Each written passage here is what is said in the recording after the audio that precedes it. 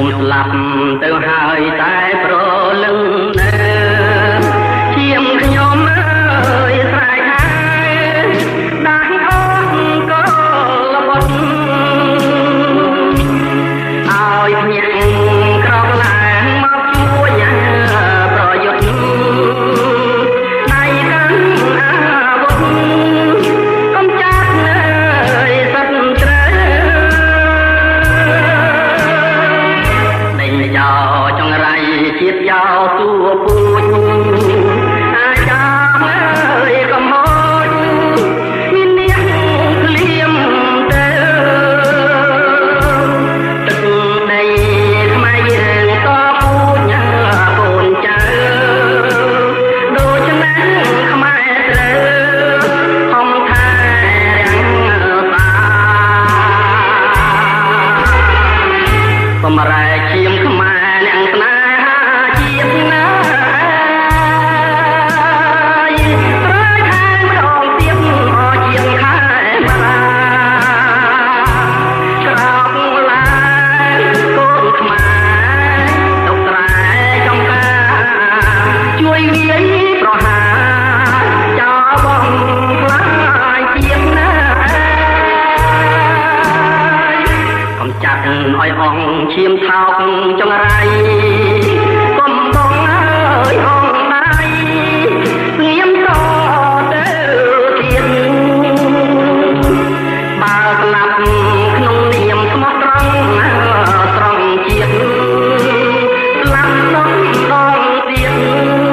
រឹតតែប្រសា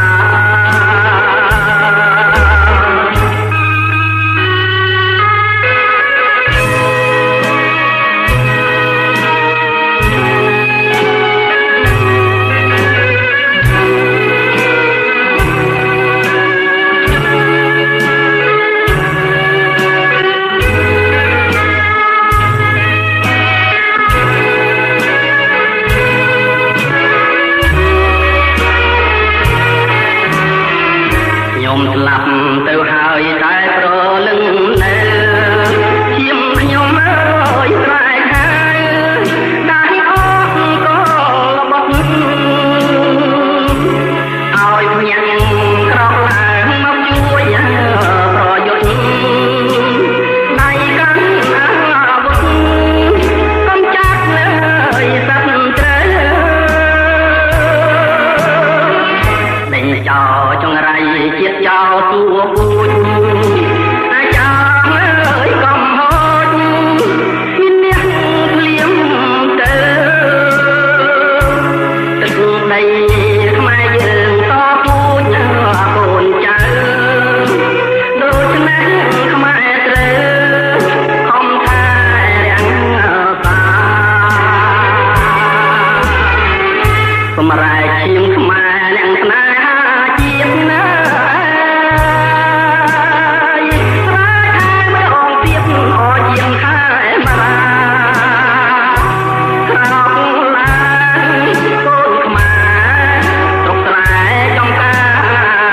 ជួយវាយប្រហារចោលបងខ្លា